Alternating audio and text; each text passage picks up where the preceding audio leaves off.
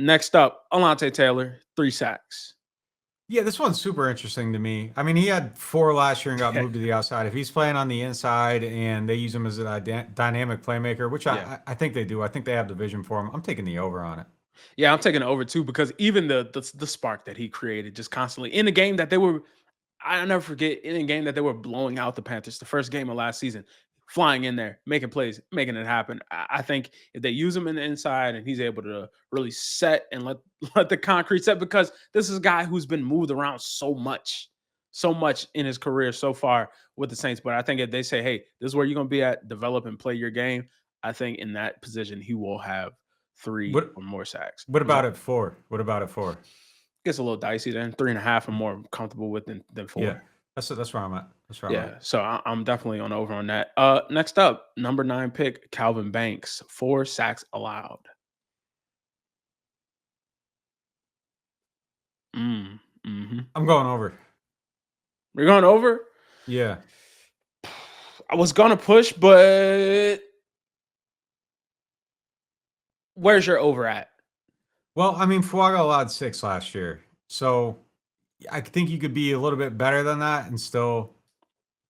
Like 4 is a tough number. 4 feels like the number I would like. Hey, how many do you think he lost? Probably about 4. It's probably what I would. So 4 is a good number. You got young quarterbacks back there that probably are going to make mistakes too. That are going to take too long of drops, hold the ball too long. So I'm going. With those factors, I go over. If you told me, look, and I know everyone feels their way about him, but like if you told me there's a veteran like Carr back there, I'd probably go under on it just because I feel like there's a little bit just some of that veteran savvy help. He kind of keeps himself out of some trouble where I think is an inexperienced guy, not necessarily knowing how to read every blitz, that doesn't have 10, 11, 12 years of looking at how defenses attack in the NFL. Doesn't have, callback to, we played Fangio this year. This is a Fangio disciple. They like to do this with this guy. So I think there's just kind of like some overall knowledge, even if you aren't executing it at the ultimate level, like even if you're like Andy Dalton, like I think just some knowledge and just being able to recognize some things and not seeing it for the first time is going to help your offensive line out. So I'm going to go over on it because of a lot of like inexperience factor. I'm gonna go over as well, but not too high to that 6 margin. I kind of want to stick around that 5. But you talk about Carr and his veteran presence. Yes, in the pocket it is, but him rolling out against the Giants and then leaping and and he's a guy that gets sacked a lot too. But like I think that knocked out his career. No doubt. I think just kind of I recognize this thing they're doing to fool me. Whereas rookie quarterbacks, they don't know. Let's take Derek Carr out of it. Like, they're playing a rookie. They're gonna throw everything at him. They're gonna disguise everything. Whereas there's things you can't do against people that have just seen 10 years of football. There's just things that are off the menu that you can't try to trick people into. And I think you're going to end up giving up a couple on those, and a quarterback's going to put himself into some trouble just based on some of those things alone. Yeah, and also too, I think hopefully it has to be the availability of other starters on the field is important too, because even last year with Fuaga, there was a point where he was like, I'm here with guys who weren't here with me coming through this summer. These are like a whole new cast of characters on this offensive line. So I think with the starters also being there around Banks, they're able to help him saying, hey, you almost got beat on this one, so try to readjust and do this so it doesn't happen again. And I think I'll go with the over, but it's not like a major indictment on him and his ability and skill. Kind of like what you said, it might be the quarterbacks just coming up in there and maybe holding it a little too long and getting themselves in danger that they don't need to be in. Next one, a guy we talked about a lot last show, Chase Young, 8 sacks. I feel like this line is just I mean, you have to take the under on it. Yeah. Like he's never gotten 8 in his life. Yeah. So let's move it to 6.5. No, let's go to 5.5. That's where he was out last year. Let's do 5.5. I'll go over. I guess I will too, because I just don't want to be a pessimist.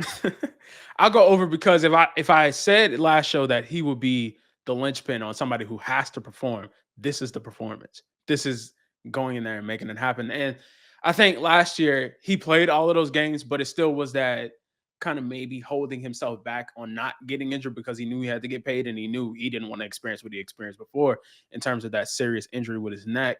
And so I think kind of the gloves are off going into this year. He's gotten paid. He has had a whole year of being on the field. I think he goes out there and tries to wreck shop. And we just said 5.5. Yeah, I think he could match that or get over. So yeah. I definitely but I could be let down. But I'm sticking with it.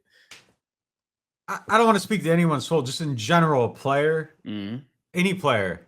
When you tell me like the money year versus the paid year, I feel like it's the opposite on the motivation. You're right. He might not exist there.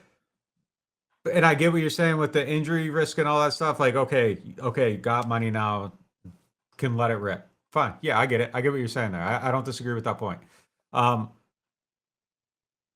I'm going over just on for the reason, like he had a lot of pressure last year, and I think just maybe a couple of them hit in a different way. So I'm going over on that, and that would be my reason why. Like he was knocking on the door a lot. I think he just gets the door open a couple more times, and you go over on the 5.5. But I would be under on 8 for sure.